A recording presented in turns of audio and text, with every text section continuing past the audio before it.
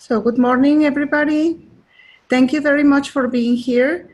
We are very pleased to have today past international president and past national president of BPW USA, Liz Benham, with a very important subject to talk with today, ethical leadership in organizations. Thank you very much, all of you, and thank you, Liz, for accepting to give it to us this important matter. Well, thank you, Yasmin. Can you hear me all okay? Yes. Super. Thank you very much for having me. Thank you, Anne, for facilitating this. It's such a great platform for us, and I'm really honored and proud to be here on a topic which is really my passion, the organization of BPW. I've been a member for almost 40 years now, and I've served in every leadership position. So leadership for me is a very important subject, and today's topic of ethical leadership in organizations is, I think, even more relevant in our world today, and certainly in our organization. So firstly, I'd like to just define ethics. Ethics is basically the moral principles that govern a person's behavior or actions. And in an organization, where, especially an international organization of our size, in terms of different cultures, diversity, and countries, it is critical for us to really understand what that leadership encompasses. So first, what I'd like to do is talk about our mission as an organization, because I think it's really important for an organization to understand what its mission is. And I try to at least bring this attention to all of our members to understand who we are and what we do. So of course we know the mission, but it is to develop the business and professional potential, the business and professional and leadership potential of women through our advocacy, education, mentoring, networking, skill building, and economic empowerment programs and projects around the world. That's, I always say, is our mission in the New York Minute.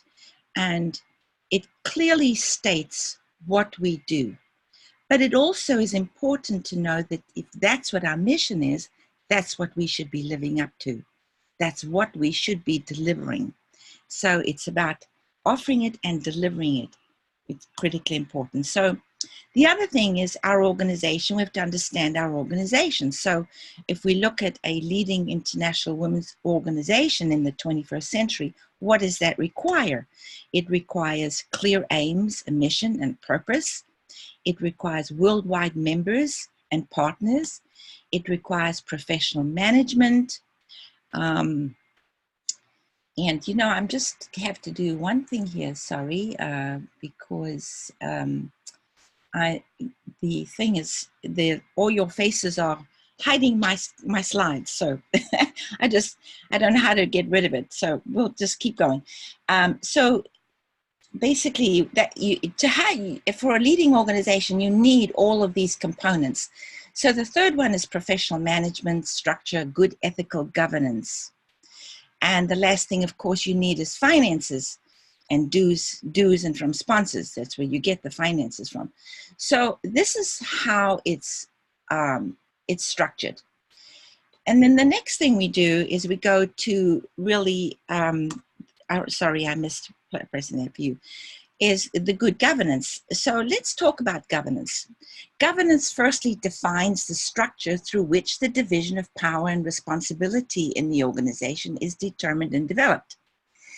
It also refers to the processes, structures, and information used for directing and overseeing the management of the organization. It also encompasses the relationships and mechanisms utilized for achieving accountability between the organization's board of directors, leadership, the members, and other stakeholders. So our affiliates are required to adhere to the BPW International Governance and framework. This includes our constitution, our regulations, our procedure manual, and these promote a high standard of professional conduct and prudent and diligent discharge of our duties. So these regulations, constitution, regulations, and procedure manual, is something that the entire organization diligently goes over at our Congress every 3 years to make sure that they're up to date and that they're relevant. What is more important, though, is that everybody should understand that those guidelines are required to be followed. Because when we have rules, it means that it's fairness for everybody. And that's one thing in an organization that always seems to go off track. We bend the rules a little bit because we don't like you, we do like you, or we don't like you. Or you did this, or you didn't do that. Or, well, we'll just let it go. That is just not acceptable. You have to abide by those rules and regulations in order to be ethical. So let's now go to the next thing, which is ethical leadership, effective ethical leadership.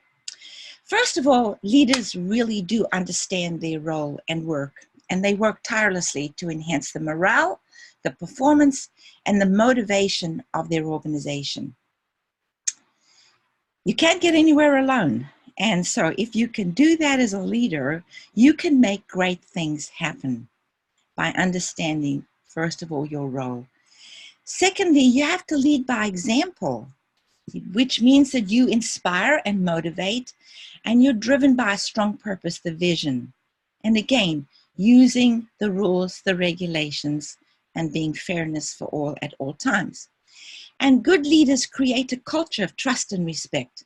That, for me, probably should be number one, is to create that culture of trust and respect that is so critically important in leading an organization that is productive and that is motivated. So these points are going to keep going on now on just quickly ethical leadership. So number 4, ethical leaders keep their ego in check. And we've seen this many, many, many times. It's very easy when somebody becomes the president to let the ego take over in that position of power. That ego cannot interfere with the best interest of the organization. And again, it comes to the leader understanding their role. You are there serving the organization. You are there to facilitate everything around you within that organization. And therefore, your personal gains should never come into play here in that role. So you always put the organization before your personal gain. You're inclusive, and they seek other opinions and elicit the best performance from others. Can't stress enough how important this is. And as an organization, we need to clearly understand this when we choose our leaders, because somehow this ego stays hidden for a while. And you may know people a long time and not know that ego coming out, and yet it comes out as soon as they take a position of power. And it could be pretty or not pretty in terms of how that performance goes. So the next thing we look at, number 5, is effective leaders are very good at self-management. They're highly internally driven, and they use their motivation to stay on course. They're really, these leaders really stay on course and on track with the mission. They're motivated by the mission, and they truly align their values in direct correlation with the organization. So that is an important aspect of another leader that you choose to lead your organization, is they must be aligned with the vision and the values of the organization. if they're off on another tangent, it doesn't always turn out very well. So we go to number 8. Number 8 says ethical leaders can make difficult decisions. So being a leader is not smooth sailing. It never is. And we can't stress that enough to people who always seem to want to go for the title and not for the role. And there's a huge difference in this. So a title is just, okay, you're the president or you're the CEO. But they don't understand what goes behind that. And so it's important for us to stress that it's not always smooth sailing. It's very lonely. It can be very lonely because when you are exercising the rules, the regulations, and so on, you will not be the friend of people, or sometimes, and you may be the friend of people or members.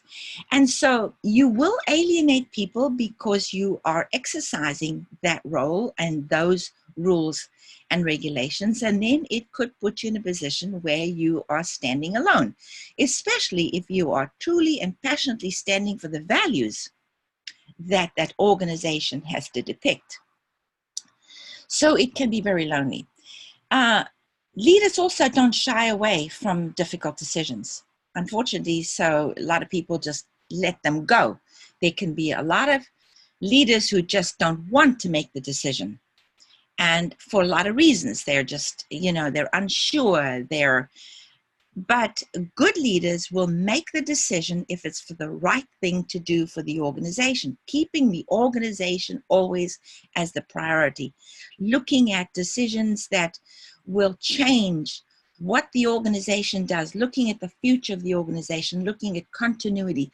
Those decisions are critically important to be made with always the organization as first and foremost, and what will this do for the members and for the organization.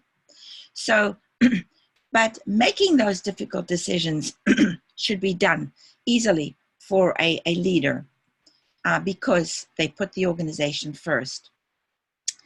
And they can also make their decisions with a clear focus on the values. Again, the values, the integrity, the vision, the objectives, the fairness, and the goals. That should always guide a leader in making these decisions. So number 9, leaders share the collective organizational consciousness. So what that means is that they share and understand the collective consciousness of the entire organization. Again, this is an international organization. There's great diversity. There's great cultural differences. A leader must have that feeling of connecting with those members, whether they're members, partners, stakeholders, must align and must connect with them. So there's a specific side of a leader that can really dial into that.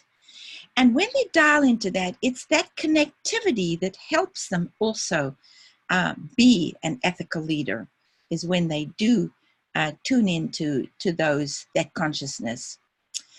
It then allows them this clear thought of actions to make to take the illicit desires, the desired activities from their teams. It helps them, of course, when you connect with the members, you will unearth talents within those members that you can mentor and empower. And again, leaders are supposed to keep mentoring. We're in education mode all the time. We're not in critical mode. We are in education mode. And that means that we identify other members who we need to mentor as leaders. We need to bring those people forward. We need to, engage with them, understand them, and help them to become the next, leaders of an organization, because constantly we need to be looking for continuity. And leaders are not born, they are made. And they're made through their journeys of their lives and the people that they come around, that are around them in their journeys of their life.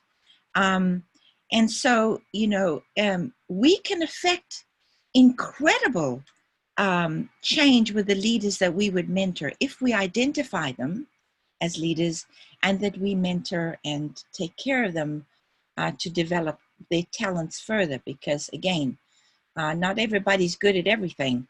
So we have to develop the talents that we don't have and maximize on the talents that we do have. And good leaders will identify that.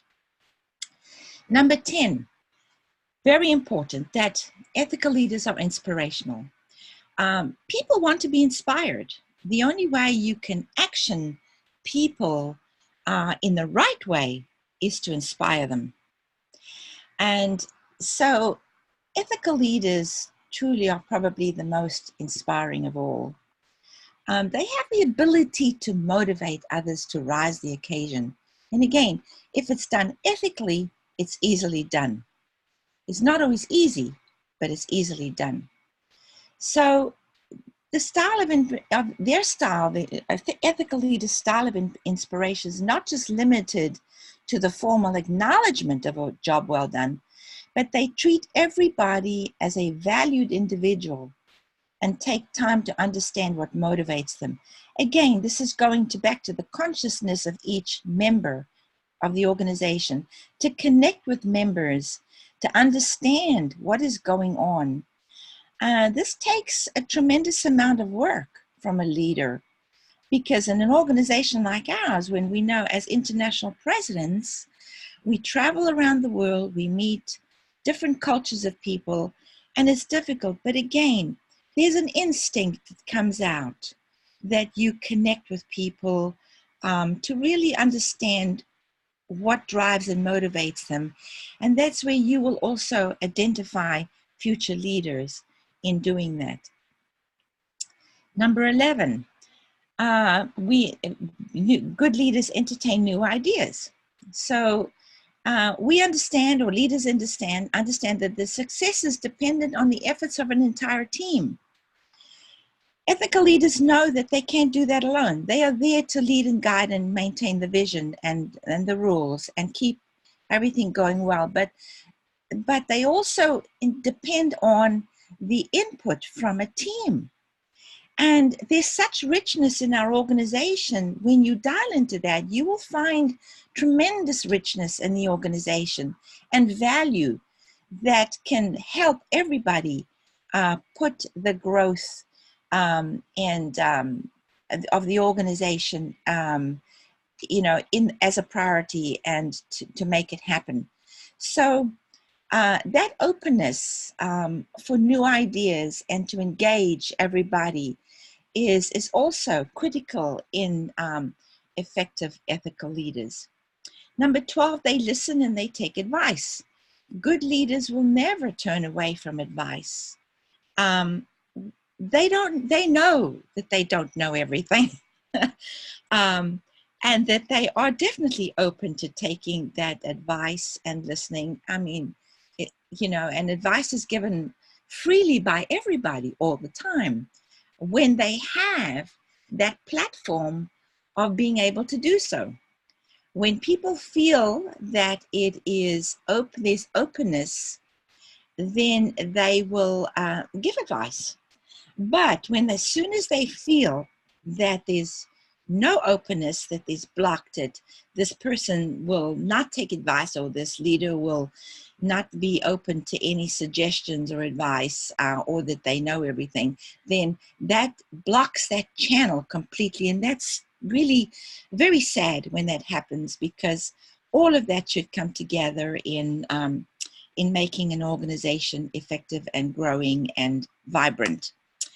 So also effective leaders are proactive in their approach. They take action in leading the organization, constantly, again, looking at the mission and the vision. They lead with vision.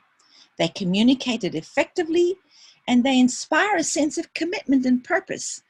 And again, that's important when you take in, the consciousness of the organization, the members, why they're there. You can really tap in and inspire that commitment to the organization, which is important. This is a voluntary organization. there's no paid jobs in this organization. It gives freely of your time, your skills, your intellect, and everything, and you give that freely in an organization that you're committed to, and that you're inspired by, and that you're motivated by. That's when you really glean the richness of the diversity of an organization, is when you open that all up. Number 15, so you build and encourage collaborative teamwork. Again, that's the key to success. Working with teams is important because, again, we know that you can never do it alone.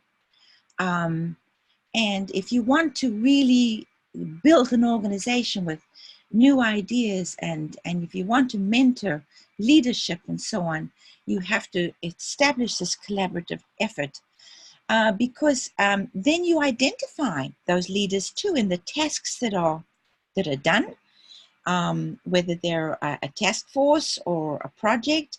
You can identify the upcoming leaders in those tasks by that collaborative effort, by bringing everybody in.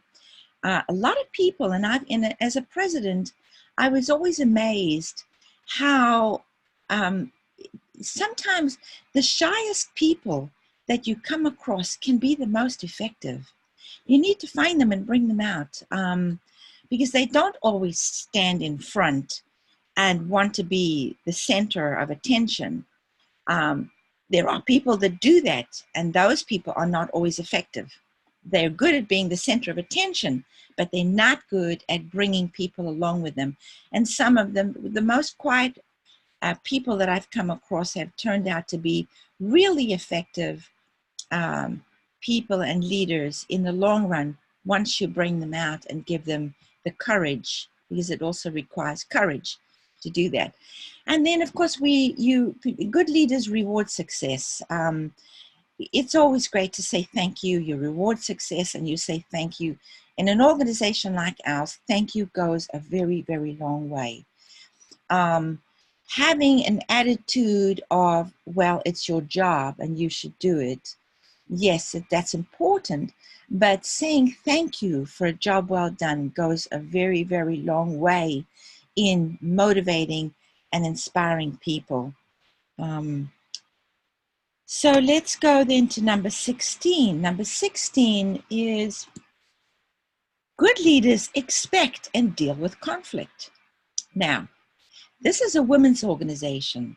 Most of us have been here for a long time. We know what happens in a women's organization. We know that, just saying something to somebody might just turn them off. And then you're not their friend anymore. Or you did something that they didn't agree with, and then you're not your friend anymore. So you have to expect and deal with conflict. So the most important thing here is that we must encourage self-discipline in maintaining professional conduct. We leave personal things aside. The organization comes first.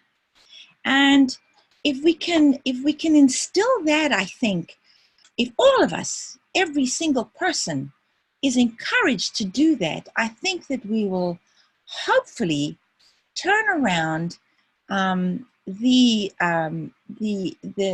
not so nice things that happen in an organization, to put it very plainly, by really being an example of that self-discipline and maintaining that professional conduct. So a good leader also discourages petty gossip. That's the thing that just evolves and can grow and can really be detrimental to an organization when gossip spreads, and usually not good gossip, maybe not truthful gossip. Truthful is really important. It could just be really petty stuff.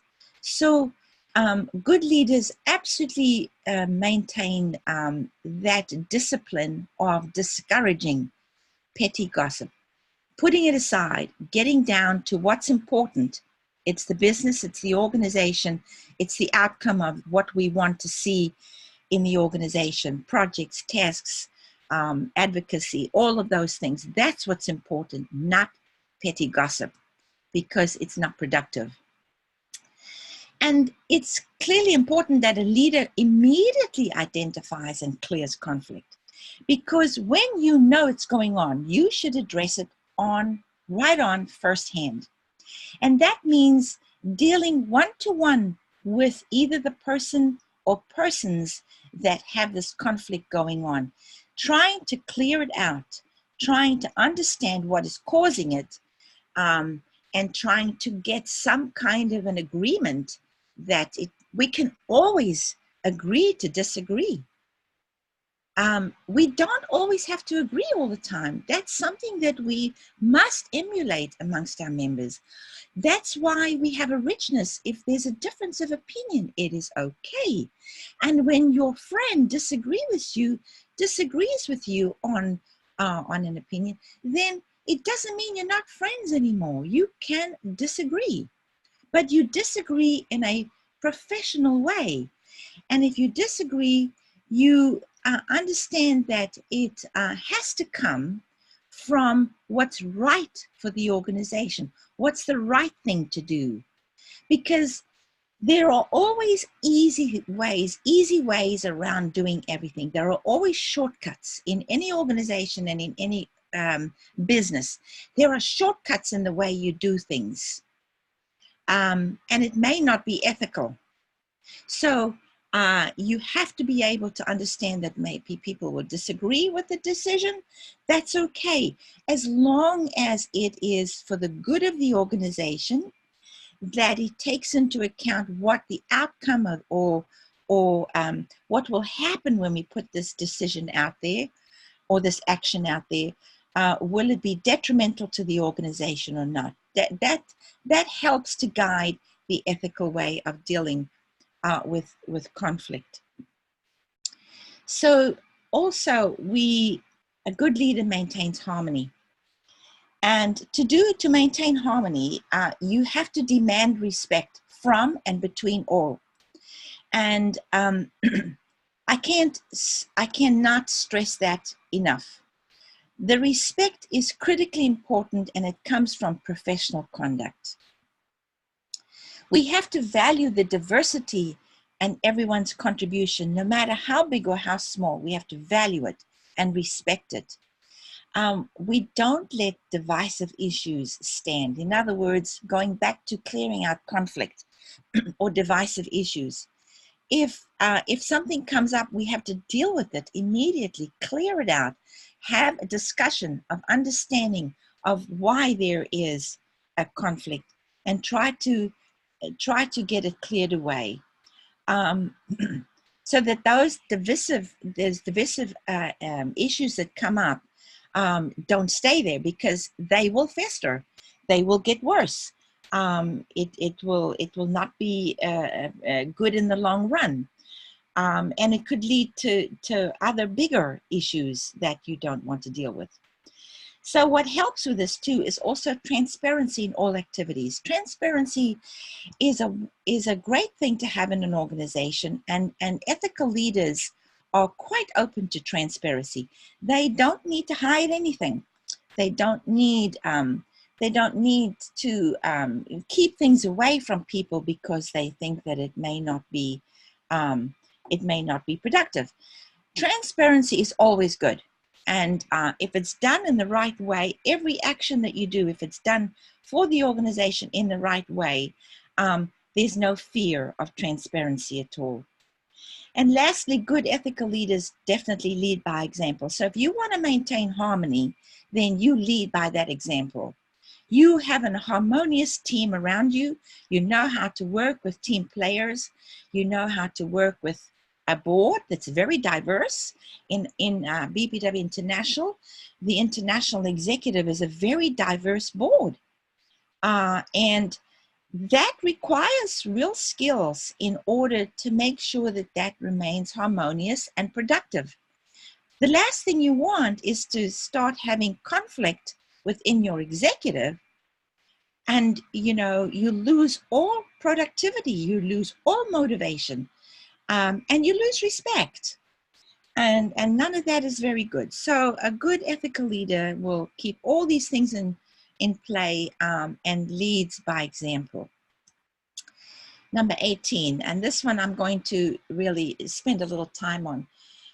An ethical leader shows respect, or shows respect. That respect is earned and gained by ensuring that each of us respect ourselves, and then respect others. And that is manifested in every interaction that we deal with. Because we value the diversity and everybody's contribution. So that respect is constant in our daily lives and work, in an organization.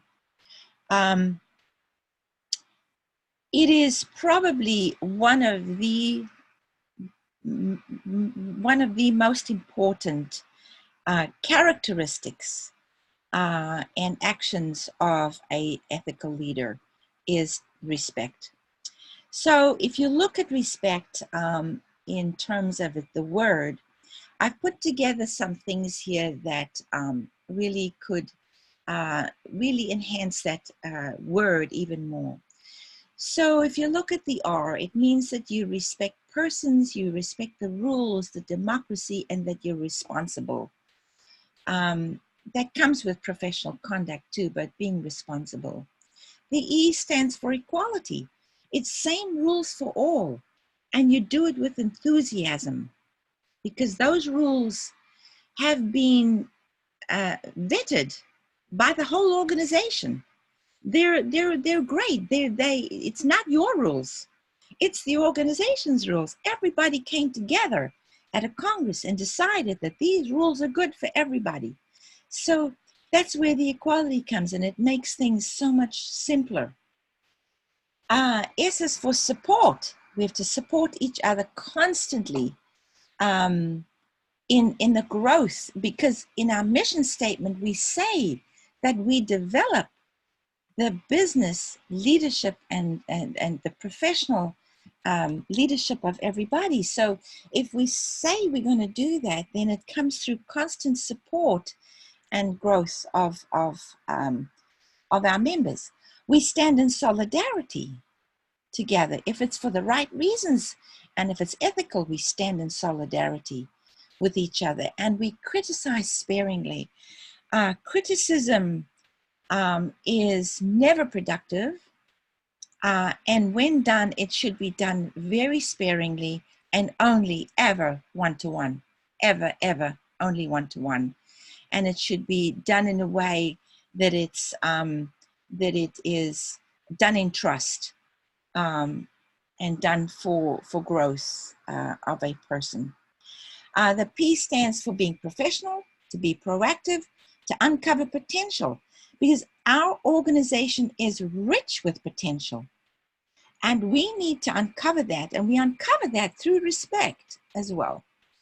And we have to have patience, because we have different languages, different cultures. We need to understand that it's not the same, a culture from a different country. And so therefore it takes patience to try to understand that. Then the E stands to educate, encourage, to empower, to elevate, and to emulate good leaders. C stands for commitment, collaboration, competence, caring, courage. And the T stands for being truthful. Always be truthful. If you make a mistake, or always be ready to say you're sorry. Good leaders will never hesitate to say they're sorry about making a mistake. And you have to be tolerant and thankful always for the people around you who together make an organization great and make it work and make it productive. And out of this respect, you will be given trust. And I say that trust is the gift that's given to us when we have earned respect, because it truly is earned. And what is critically important is to know that that trust could be lost very quickly when unethical things start to happen, either personally or in the organization by yourself. So you would lose trust very easily. So it's a gift that you have to treasure and that you have to maintain. So lastly, I just wanted to go through this little wheel of the qualities of ethical leadership. And these are some of the points that are important to remember. Number one is that ethical leaders have honesty, always honest in everything that they do. They have great humility. You know, humility is not being subservient. It is such a strength. It is an opposition to arrogance, because arrogance, I believe, is a real weakness. Where honesty is a strength, and humility, honesty and humility. When you project humility, it is a great strength in a leader. Integrity, meaning that you will always stand up for what's right, that you will always try to do what's right, and that comes through in your decision-making processes all the time, that you're always doing it for the right reasons.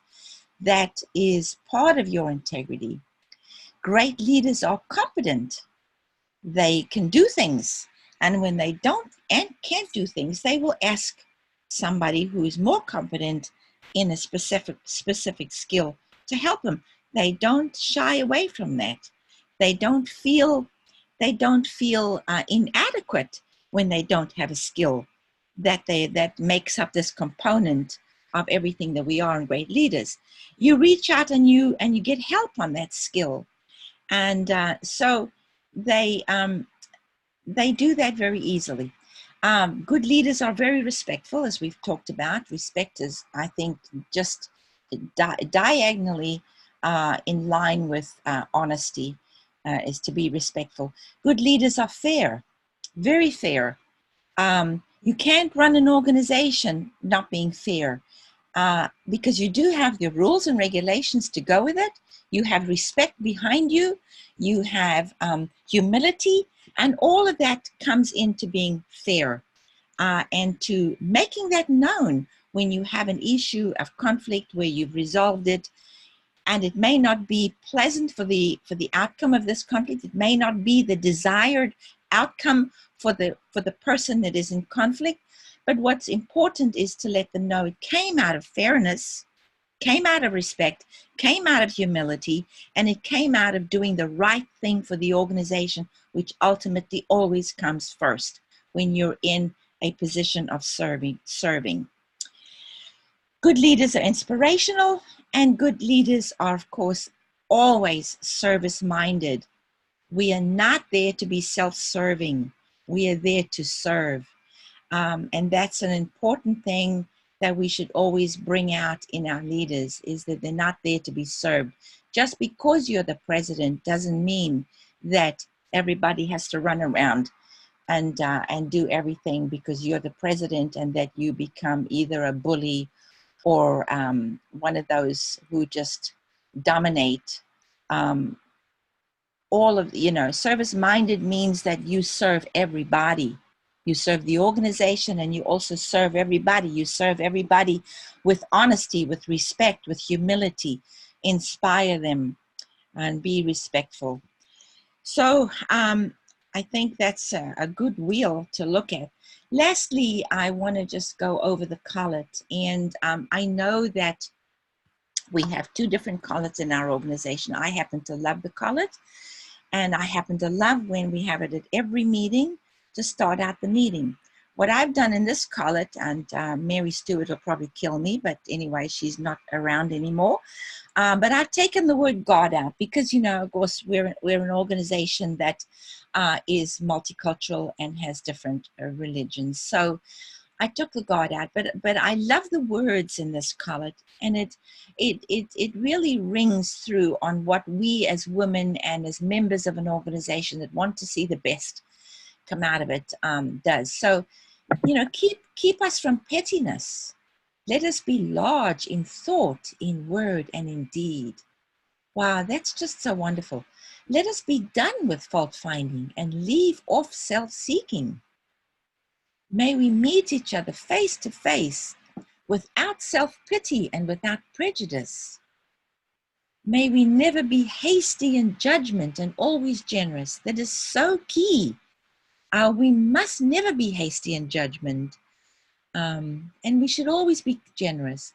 May we strive to touch and to know the great common human heart of us all, and let us not forget to be kind. Kindness is so great. I know, I can remember in my journey in my life, every kindness that was ever shown to me. I can remember those specifically. And I think that kindness generates decency in people because they appreciate kindness so much. So I think that word kindness needs to go also into an ethical leader's basket of qualities. And that, everybody, concludes the presentation. So I think there's time for some questions. Is there, Anne? Is there time for questions? Do you hear me? Okay. I'm going to stop the sharing. Thank you. Thank you very much, Liz. And thank you, Anne, for making this possible.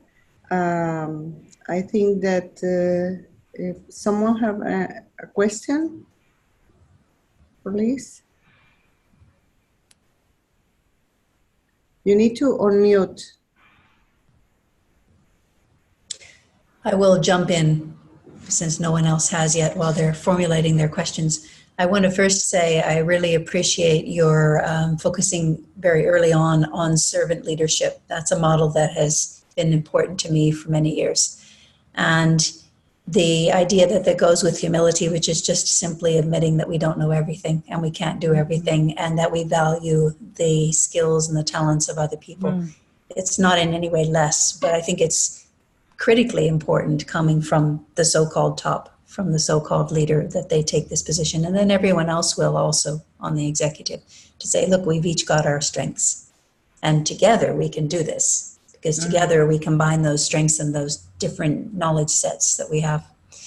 I wonder, Liz, if you could speak just a little bit to the balance between principles and people. You've touched on that already, and maintaining those principles without compromise is very important. And also maintaining the relationships and knowing what the members want and the pulse, having your finger on the pulse of the membership is very important in the leadership position. And sometimes the balance can be a bit difficult because we never want to compromise the principles, but sometimes we focus on the principles and we sacrifice the people. Right. And on the other hand, we can focus too much on the people and wanting to be liked, which I also was taught early on as a psychologist, as a teacher, as a leader of any kind, as a parent. You don't want to set out to be liked because you'll compromise too much. But you don't want to be disliked either. But more to the point, respecting people's feelings and that they are human beings while at the same time maintaining the principles of our organization. Can you talk a little bit about that balance?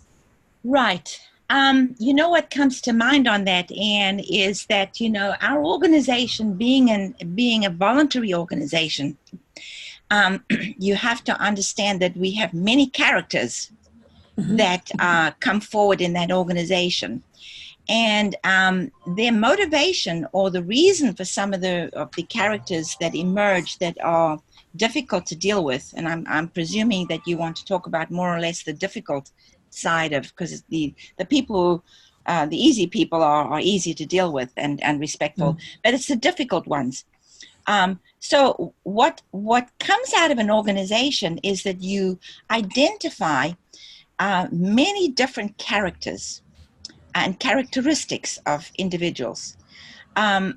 Sometimes you find that they're not really good characteristics. So then how do you deal with this?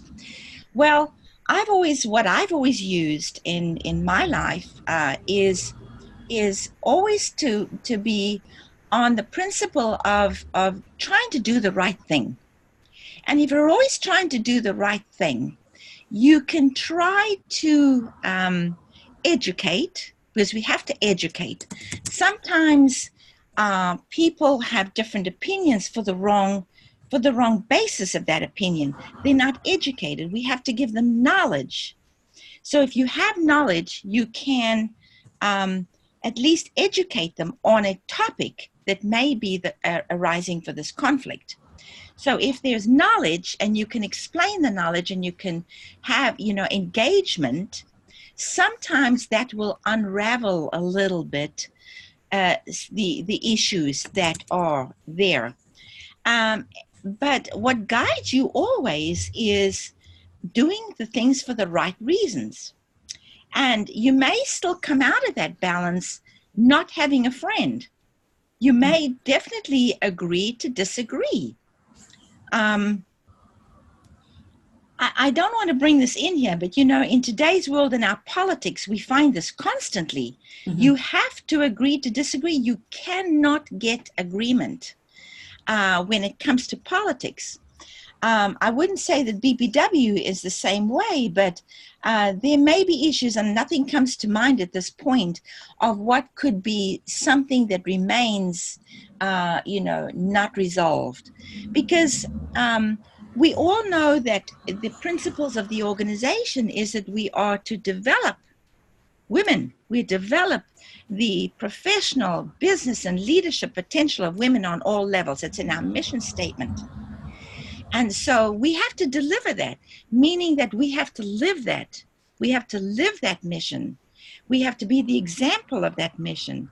So when we have a conflict or somebody who doesn't agree with that principle, the mission, then we have to explain why.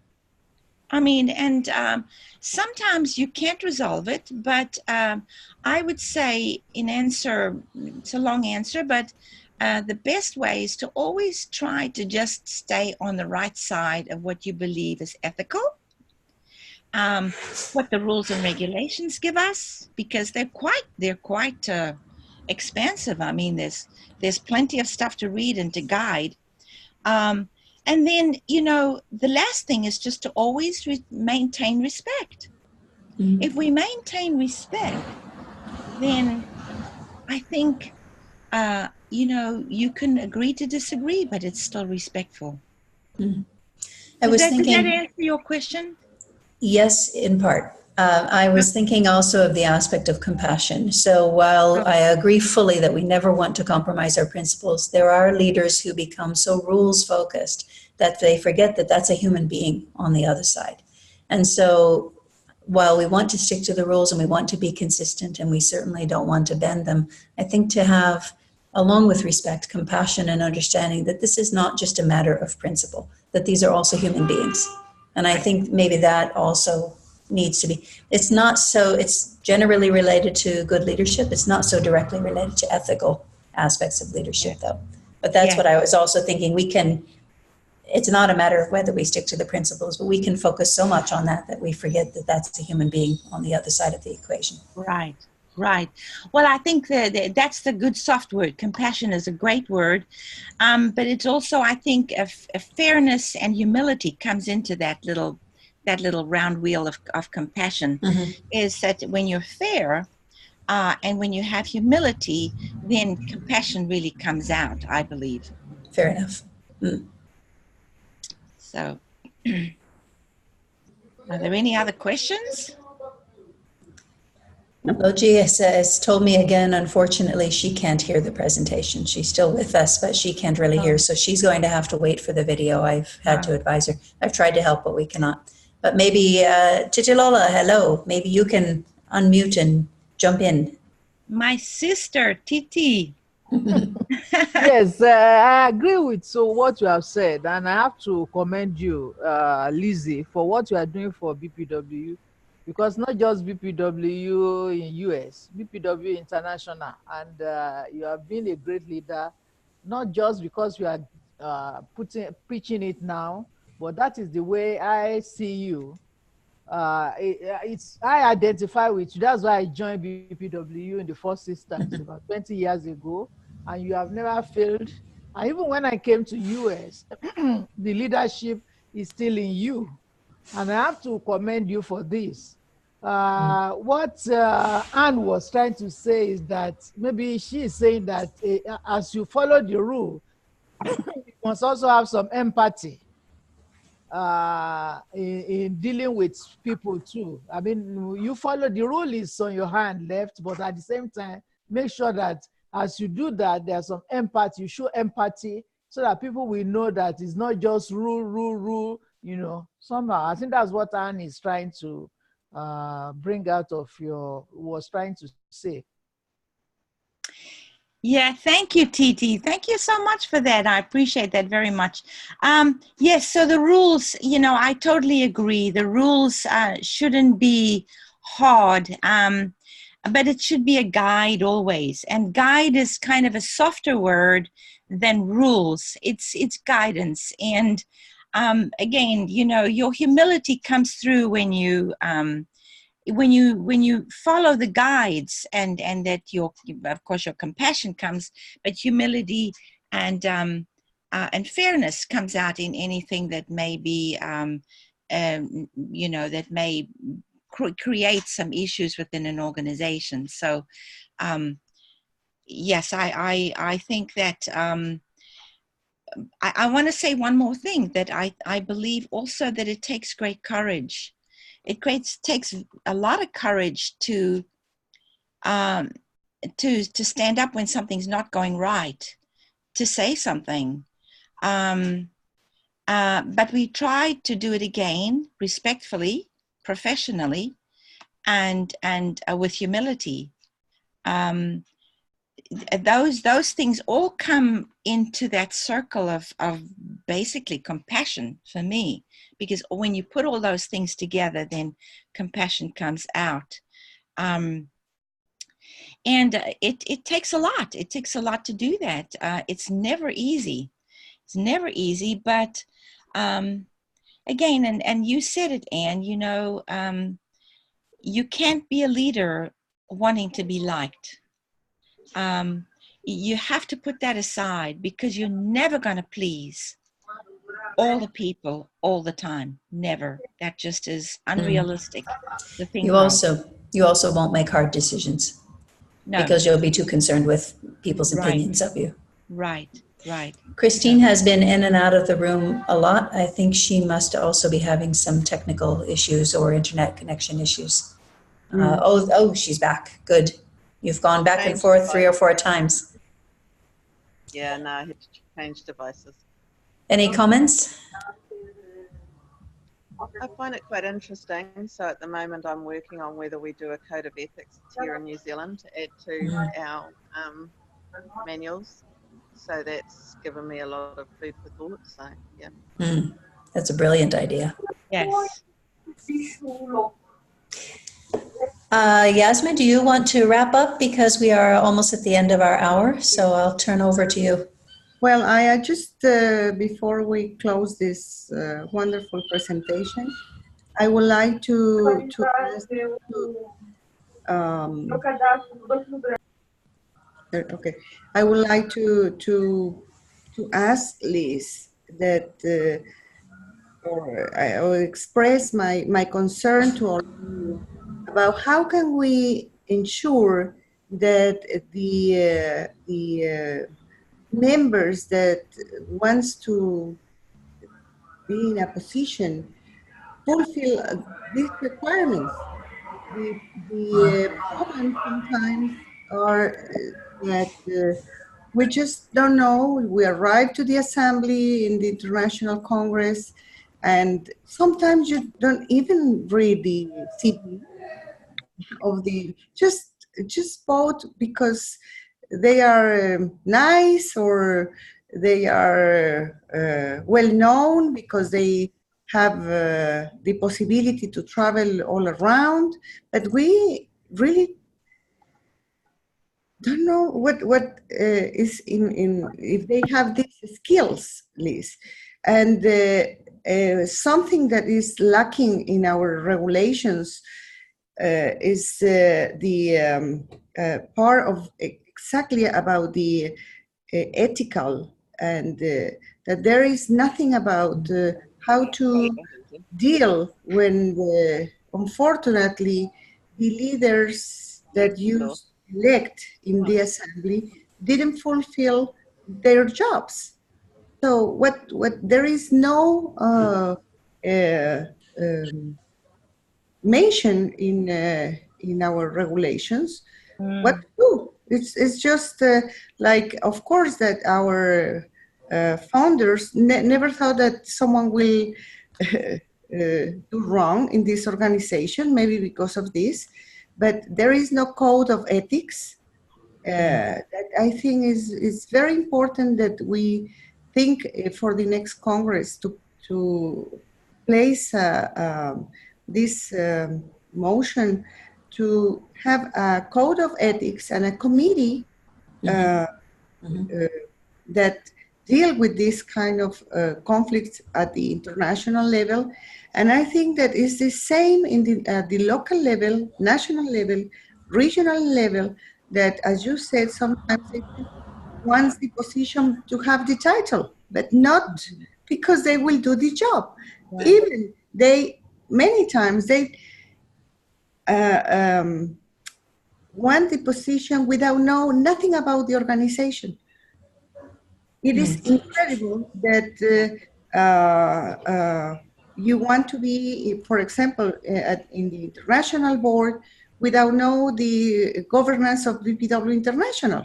For me, it is a common sense that when you apply for a job, you know the conditions and regulations of what you will do there. But this is a fact. I've been in the executive since we were president, and I can see that same local, national, regional, and international level. And this, unfortunately, obstruct the develop of BPW International. Yeah, I agree with you, Yasmin. I think that it's time, because it's a changing world. Dynamics, people have changed. I don't think we're the same that we were 100 years ago. So, understanding that, we have to really look at the future.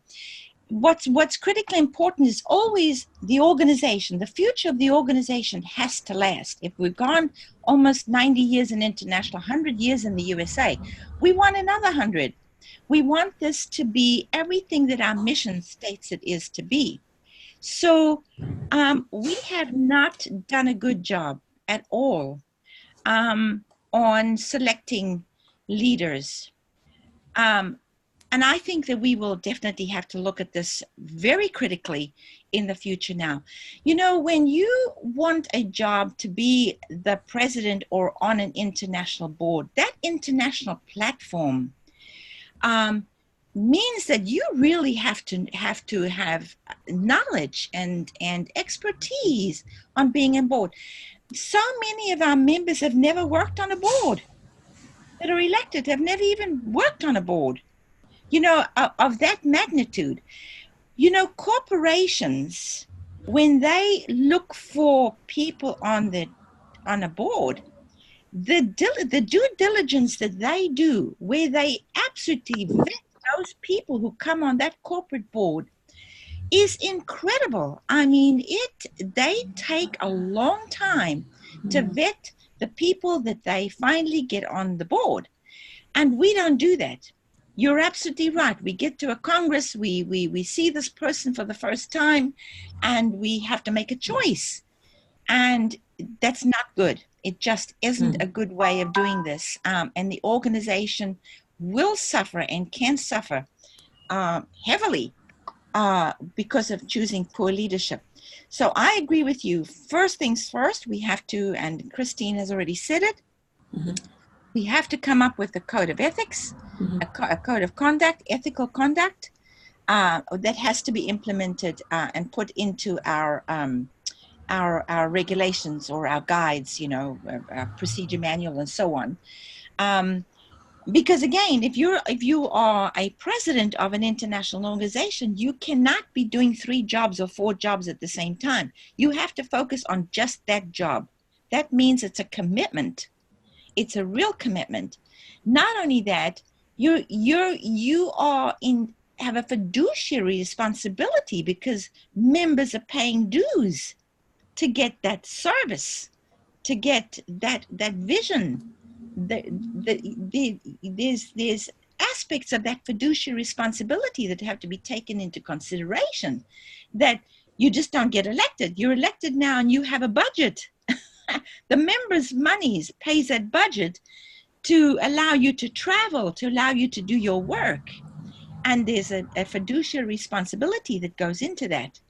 So that code of conduct is important to understand that there are many rules for fiduciaries that actually people that are in financial world have fiduciary laws that are really tough. So we have to have the same. And I think that the vetting process that we will need to come up with to choose the leaders that are going to lead this organization is going to be critical moving forward. And we have to have something else other than put your nomination in, send in your resume, and here's your picture. And at the Congress, that's it. I mean, we don't even really have vetting processes at the Congress for the members to get to know you. I mean, some people just are nominees and don't even know you, and your name is there, and you stand up and basically give a 1 or 2 minute speech. Nobody can understand you then. Nobody. So I think in addition to the nomination process, there should be references. You should have to be able to give references, business references, somebody who's been in, you've had a business relationship with, personal references, and organizational references. Because if you've been in the organization for a while, then you would have been on some kind of task force. You would have been in some kind of position. You need references from those people that you've worked with. And those references that need to be called for have to be anonymous. I do believe they have to be anonymous because if they feel that they've got to give you a reference and you're going to see it, and you don't like what they see, that's not going to be good. So the references have to be anonymous. You have to give a list, or we have to find a list from the Federation. The Federation has to produce a list, especially when it comes to the international president, because that's the top of the line there.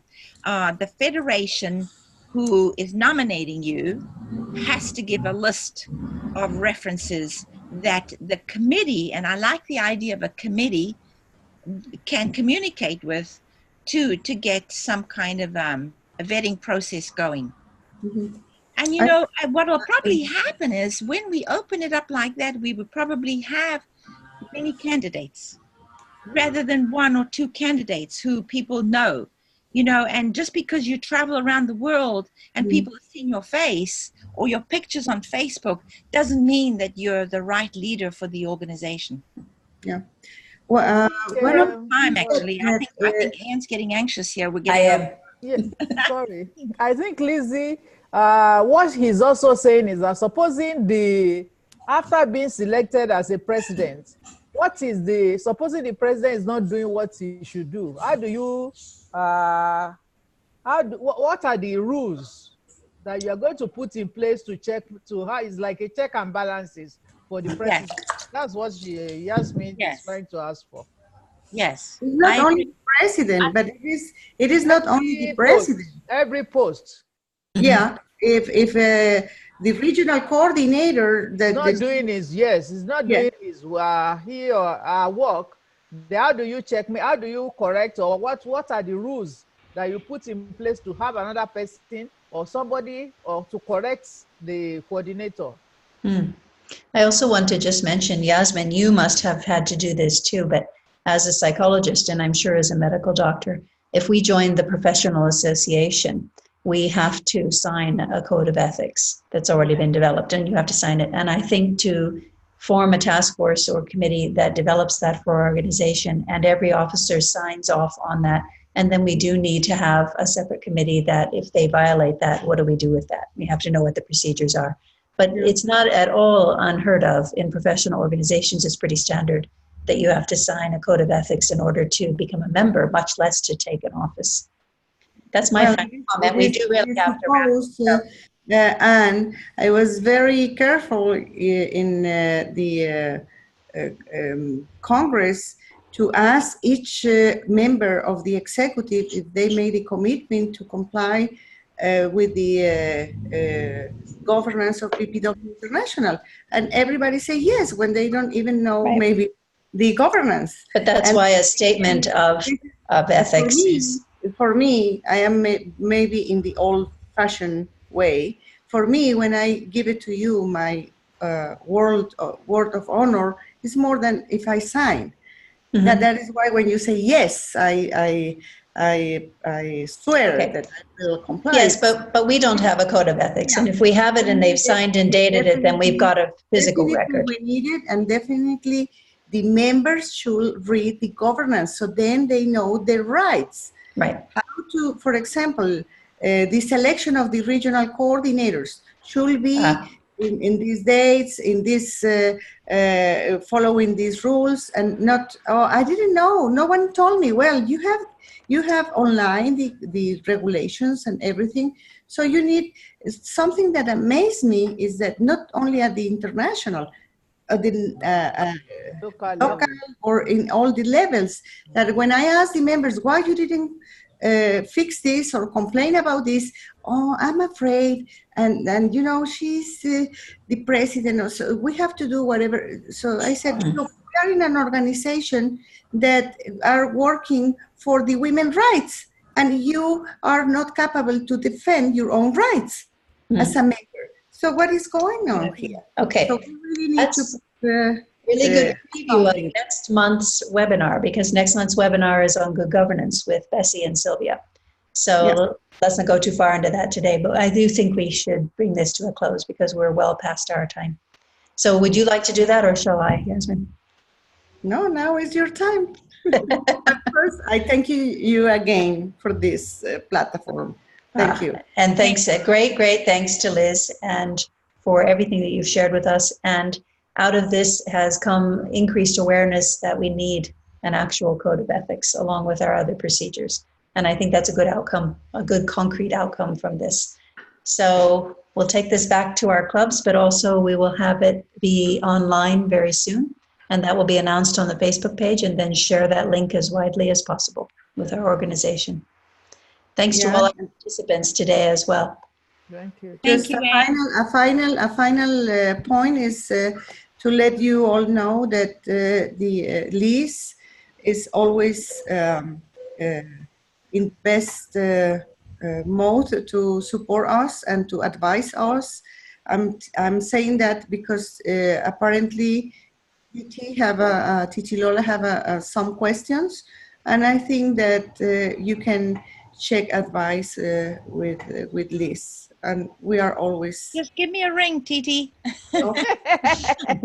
Okay, thanks. Okay, everybody. thanks to everybody. Goodbye for now. Bye-bye. Bye. Bye-bye.